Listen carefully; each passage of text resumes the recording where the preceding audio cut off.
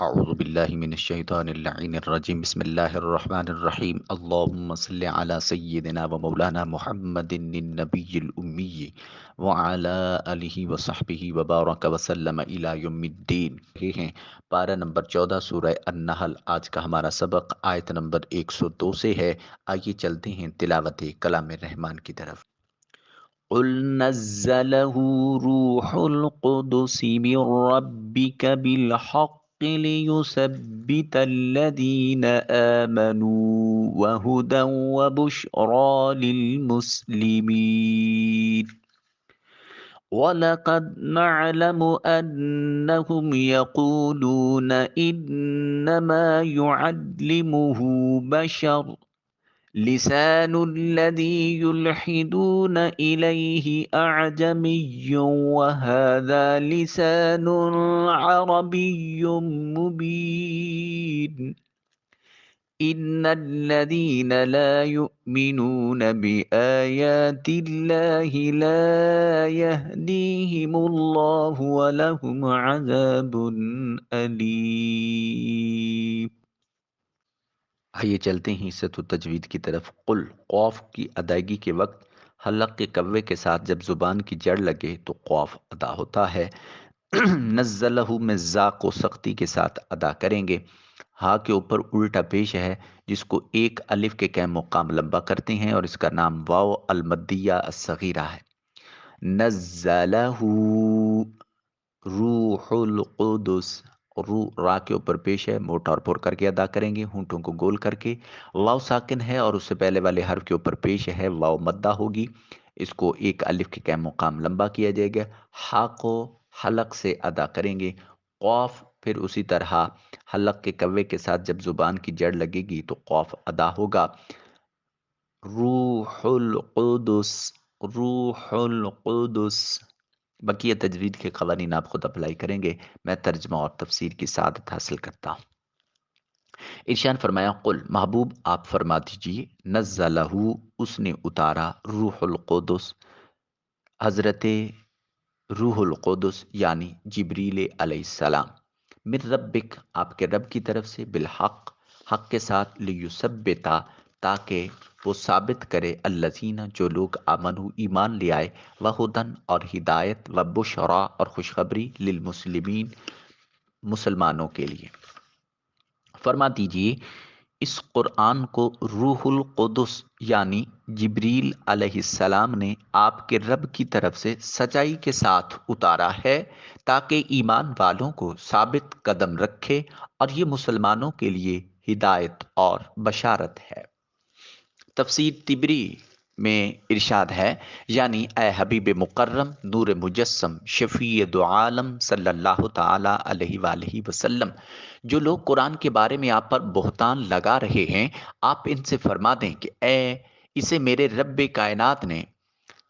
حضرت جبریل امین علیہ السلام کے ذریعے حق اتارا ہے۔ جبریل حق لے کر آئے ہیں، اور اس قرآن کے ناسخ و منسوخ کو میرے رب نے حضرت جبریل کے ذریعے مجھ پر نازل فرمایا تاکہ وہ ایمان والوں کو ثابت قدم کر دے، اور ناسخ و منسوخ کی تصدیق کی وجہ سے ان کے ایمانوں کو اور مضبوط کر دے، اور یہ قرآن مسلمانوں کے لیے ہدایت اور خوشخبری ہے۔ تو گویا آج جو ہم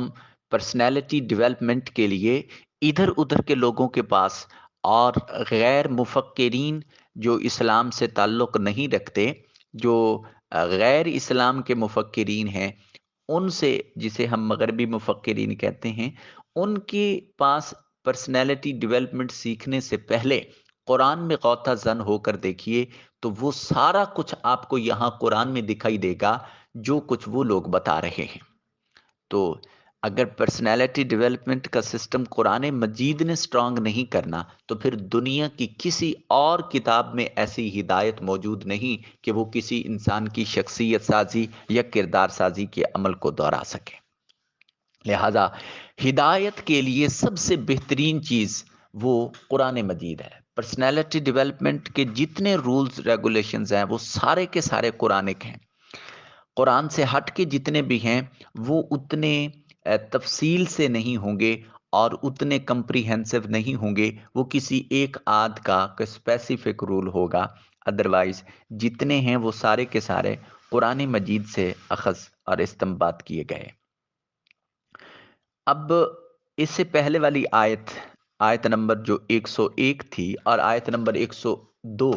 اس میں جو بات میری سمجھ میں آئی ہے، یہاں جہاں اللہ رب العزت ناسخ اور منسوخ آیات کی بات کر رہے ہیں اور تاجدار کائنات صلی اللہ علیہ وسلم کفار کے اس اعتراض کے رد میں یہ دوسری آیت نمبر 102 یہ ذکر کی جا رہی، جس میں اہل ایمان کو بھی مخاطب کیا جا رہا، ان دونوں آیات کو جب جوڑ کر دیکھیں تو پھر معنی یہ سمجھ میں آتا ہے کہ اب دیکھیں اعتراض تو کیا کفار نے کہ رسول پاک صلی اللہ علیہ وسلم نعوذ باللہ وہ ایک بار پہلے کوئی اور بات کی، پھر اس کو تبدیل کر دیا، پھر دوسری بات کی، اور پھر کہتے ہیں کہ یہ اللہ کی طرف سے ہے، تو اب جب اللہ کی طرف سے ہے تو پھر اس میں تبدیلی نہیں ہونی چاہیے۔ اب اس بات پر اللہ پاک ارشاد فرما رہا ہے کہ اللہ پاک زیادہ جانتا ہے جو اس نے اتارا ہے، تو اس کا مطلب یہ ہے کہ رسول پاک صلی اللہ علیہ وآلہ وسلم کا تحفظ اور ناموس اللہ رب العزت کو اتنا عزیز ہے کہ جب رسالت مآب صلی اللہ علیہ وسلم پر کوئی بات آتی ہے تو وہ اپنی قدرت کی زبان سے بولتا ہے اور وہ کلام مجید نازل کر کے تحفظ ناموس رسالت انجام دیتا ہے۔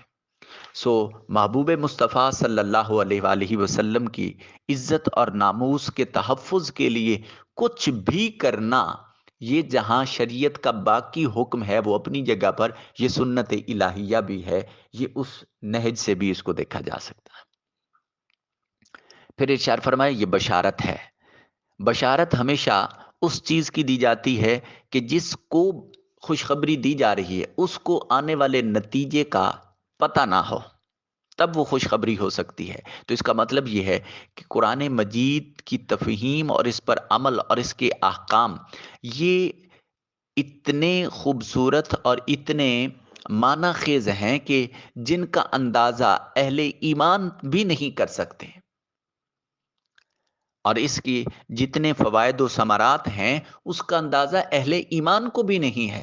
کما حق ہو، اللہ کا کلام ہے نا، تو جس طرح اللہ کی ذات کی معرفت کے درجات لامتناہی ہیں، اسی طرح اس کے کلام کی معرفت کے درجات بھی لامتناہی ہیں۔ پھر جو جس قدر اس کے معنی اور مفہوم میں غوطہ زن ہوا، پھر قرآن مجید نے اس کو اتنا ہی فیض عطا فرمایا۔ سو اللہ رب العزت اس لیے ارشاد فرما رہا ہے کہ یہ قرآن بشرا، یہ بشارت ہے اہل ایمان کے لیے، خوشخبری ہے۔ اس کے ثمرات جو اہل ایمان کو آخرت میں ملیں گے، یا ان کی عدم توجہی سے جو ثمرات ان کو دنیا میں بھی میسر آتے ہیں، یہ ان کے لیے ایک بشارت کا معنی رکھتے ہیں، ایک خوشخبری ہے۔ پھر ارشاد فرمایا وَلَقَدْ، اور بے شک، نَعْلَمُ، ہم جانتے ہیں، انہم، بے شک وہ، یقولون، وہ کہتے ہیں، انما، بلا شبہ، یعلمہ، اسے کوئی سکھاتا ہے، بشر، کوئی انسان، لسان الذی، یہ وہ بات ہے، یلحدون، جو وہ حق سے ہٹاتے ہیں، الہی، اس کی طرف، آزمین، یا اجمی زبان، لہذا، اور یہ لسان زبان عربی میں ہے، مبین، روشن ہے، واضح ہے۔ اور بے شک ہم جانتے ہیں کہ وہ کفار و مشرکین کہتے ہیں کہ انہیں یہ قرآن محض کوئی آدمی ہی سکھاتا ہے، جس شخص کی طرف وہ بات کو حق سے ہٹاتے ہوئے منسوب کرتے ہیں اس کی زبان اجمی ہے، اور یہ قرآن واضح و روشن عربی زبان میں ہے۔ یعنی جب قرآن مجید کی حلاوت اور اس کے علوم کی نورانیت دلوں کی تسخیر کرنے لگتی ہے، اور کفار نے دیکھا کہ دنیا اس کی گرویدہ ہوتی چلی جا رہی ہے اور کوئی تدبیر اسلام کی مخالفت میں کارگر ثابت نہیں ہوتی، تو وہ انہوں نے طرح طرح کے بہتان لگانے شروع کیے۔ کبھی قرآن مجید کو سحر بتایا، کبھی پہلوؤں کے قصے اور کہانیاں کہا کہ یہ پہلوں کے قصے اور کہانیاں ہیں، کبھی یہ کہا کہ سید المرسلین صلی اللہ تعالیٰ علیہ وآلہ وسلم نے یہ خود بنا لیا، اور ہر طرح کی کوشش کی کہ کسی طرح لوگوں کو اس مقدس کتاب کی طرف سے بدگمان کیا جائے۔ انہیں مکاریوں میں سے ایک مکر یہ بھی تھا کہ انہوں نے ایک اجمی غلام کے بارے میں کہا کہ نعوذ باللہ وہ محمد صلی اللہ علیہ وسلم کو سکھاتا ہے۔ اس کے رد میں یہ آیت کریمہ نازل ہوئی اور ارشاد فرمایا گیا کہ ایسی باطل باتیں دنیا میں کون قبول کر سکتا ہے؟ جس غلام کی طرف کفار نسبت کرتے ہیں وہ تو اجمی ہے، اور ایسا کلام بنانا اس کے لیے تو ممکن ہی نہیں ہے۔ تمہارے فصحا بلغا جن کی زبان دانی پر اہل عرب کو فخر ہے، ناز ہے، وہ سب کے سب حیران ہیں، اور چند جملے قرآن کی مثل بنانا ان کے لیے محال ہے اور ان کی قدرت سے باہر ہے، تو ایک اجمی کی طرف ایسی نسبت کس قدر باطل اور ڈھٹائی کا فعل ہو سکتا ہے؟ خدا کی شان کہ جس غلام کی طرف کفار یہ نسبت کرتے تھے اس کو بھی اس کلام کے اعجاز نے تسخیر کیا، اور وہ بھی رسول پاک صاحب الاولاق صلی اللہ علیہ وسلم کے اطاعت گزاروں کے حلقے میں داخل ہوا اور صدق و اخلاص کے ساتھ اسلام قبول کیا۔ پھر ارشاد فرمائی ان الذین، بے شک وہ لوگ لا یؤمنون، ایمان نہیں لاتے، بے آیات اللہ، اللہ کی آیتوں کے ساتھ، لا یہدی، نہیں ہدایت دیتا ہے، ہم اللہ، ان کو اللہ رب العزت، والہم، اور ان کے لیے عذاب علیم، دردناک عذاب ہے۔ بے شک جو لوگ اللہ کی آیتوں پر ایمان نہیں لاتے، اللہ انہیں ہدایت یعنی صحیح فہم اور بصیرت کی توفیق بھی نہیں دیتا، اور ان کے لیے دردناک عذاب ہے۔ یعنی بے شک وہ لوگ جو اللہ رب العزت کی حجتوں اور دلائل، جتنے اللہ رب العزت کی طرف سے آرگومنٹس دیے گئے ہیں، وہ ان پر ایمان نہیں لاتے، تاکہ ان پر ایمان لا کر وہ ان کی تصدیق کرتے جس پر یہ حجتیں دلالت کرتی ہیں، تو اللہ تعالیٰ دنیا میں انہیں حق بات قبول کرنے کی توفیق اور سیدھے راستے کی ہدایت نہیں دیتا۔ جب قیامت کے دن یہ اللہ رب العزت کی بارگاہ میں حاضر ہوں گے، اس وقت ان کے لیے دردناک عذاب ہوگا۔ پھر ارشاد فرمائے انما، بلا شبہ، یفتری القذبہ، افطرا باز پردازی کی جھوٹی، الذین، جو لوگ لا یؤمنون، ایمان نہیں رکھتے، بیایات اللہ، اللہ پر، واولئک، اور وہی لوگ، ہم القاذبون، وہی جھوٹے ہیں۔ بے شک جھوٹی افطرا پردازی بھی وہی لوگ کرتے ہیں جو اللہ کی آیتوں پر ایمان نہیں لاتے، اور وہی لوگ جھوٹے ہیں۔ خلاصہ کلام یہ ہے کہ جھوٹ بولنا اور بہتان باندھنا بے ایمانوں کا کام ہے۔ اس آیت کریمہ میں سے معلوم ہوا کہ جھوٹ کبیرہ گناہوں میں اور بدترین گناہوں میں سے ایک ہے۔ قرآن مجید کے اس کے علاوہ بہت سی اور مقامات پر بھی جھوٹ کی مذمت ہوئی، اور جھوٹ بولنے والوں پر اللہ رب العزت کی لعنت ہوئی۔ بکثرت احادیث بھی جھوٹ کی برائی میں بیان کی گئیں۔ میں چند ایک برکت کے لیے عرض کیے دیتا ہوں۔ حضرت عبداللہ بن مسعود رضی اللہ تعالیٰ عنہ راوی ہیں، رسول اللہ صلی اللہ علیہ وآلہ وسلم نے ارشاد فرمایا، صدق کو لازم کر لو، کیونکہ سچائی نیکی کی طرف لے جاتی ہے، اور نیکی جنت کا راستہ دکھاتی ہے۔ آدمی برابر سچ بولتا رہتا ہے اور سچ بولنے کی کوشش کرتا رہتا ہے، یہاں تک کہ وہ اللہ عز و جل کے نزدیک صدیق لکھ دیا جاتا ہے۔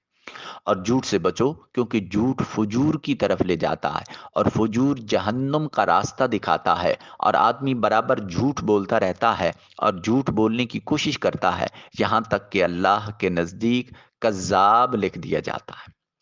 حضرت سیدنا انس بن مالک رضی اللہ تعالیٰ عنہ راوی ہیں، رسول مکرم نور مجسم شفیع دو عالم صلی اللہ علیہ وسلم نے ارشاد فرمایا، جو شخص جھوٹ بولنا چھوڑ دے، اور جھوٹ باطل ہی ہے، یعنی جھوٹ چھوڑنے کی چیز ہی ہے، اس کے لیے جنت کے کنارے میں مکان بنایا دیا جائے گا۔ جس نے جھگڑا کرنا چھوڑا حالانکہ وہ حق پر ہو، یعنی حق پر ہونے کے باوجود جھگڑا نہیں کرتا، اس کے لیے جنت کے وسط میں مکان ہے۔ وسط کہتے ہیں درمیان کو۔ اور جس نے اپنے اخلاق اچھے کیے، اس کے لیے جنت کے اعلیٰ درجے میں مکان بنایا جائے گا۔ حضرت سفیان بن اسید حضرمی رضی اللہ تعالیٰ عنہ راوی ہیں، رسول کریم صلی اللہ علیہ وسلم نے ارشاد فرمایا، بڑی خیانت کی بات یہ ہے کہ تو اپنے بھائی سے کوئی بات کہے اور وہ تجھے اس بات میں سچا جان رہا ہے، اور تو اسے جھوٹ بول رہا ہے۔ حضرت سیدنا ابو ہریرہ رضی اللہ تعالی عنہ راوی ہیں، حضور تاجدار کائنات صلی اللہ علیہ وسلم نے ارشاد فرمایا، بندہ بات کرتا ہے اور محض اس لیے کرتا ہے کہ لوگوں کو ہنسائے، اس کی وجہ سے جہنم کی اتنی گہرائی میں گرتا ہے جو آسمان و زمین کے درمیان کے فاصلہ سے زیادہ ہے، اور زبان کی وجہ سے جتنی لغزش ہوتی ہے وہ اس سے کہیں زیادہ جتنی قدم سے لغزش ہوتی ہے۔ اللہ رب العزت تاجدار کائنات صلی اللہ علیہ وآلہ وسلم کی نالین کے توسل و تصدق سے، جھوٹ سے بچنے اور سچ اختیار کرنے، اخلاق سنوارنے اور اپنی کردار سازی اور شخصیت سازی کے عمل میں خود احتسابی کرنے کی توفیق نصیب فرمائے۔ اللہ رب العزت